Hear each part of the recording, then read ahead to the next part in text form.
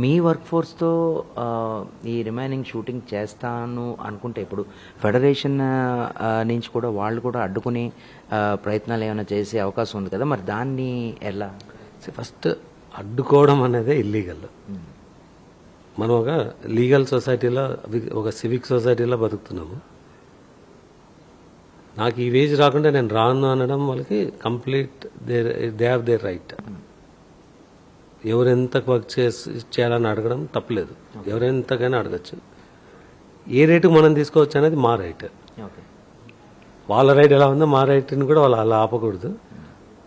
మా రైట్ని ఆపడం కాకుండా ఒక ఫిలిం మేకింగ్కే వాళ్ళు పెద్ద డ్యామేజ్ తీసుకొస్తున్నారు. ఇవాళ అందరు గమనిస్తే మార్కెట్స్ ఆర్ వెరీ బ్యాడ్. ఏ సినిమాకి ఏ రెవెన్యూ వస్తుందో తెలీదు. అవును. సో 20% పర్ఫామ్ అవుతుంది, 30% అవుతుంది. ఓటీటీస్ వెరీ ఫ్యూ మూవీస్ తీసుకుంటున్నారు. తీసుకున్న మూవీస్ అంతా కంప్లీట్లీ అవుట్ ఆఫ్ బడ్జెట్ అయిపోతున్నాయి. అవును. సో ఇలాంటి టైంలో జరుగుతున్న షూటింగ్స్ని ఆపడం, వేజ్ పెంచమని చెప్పి ఆపడం చాలా తప్పు.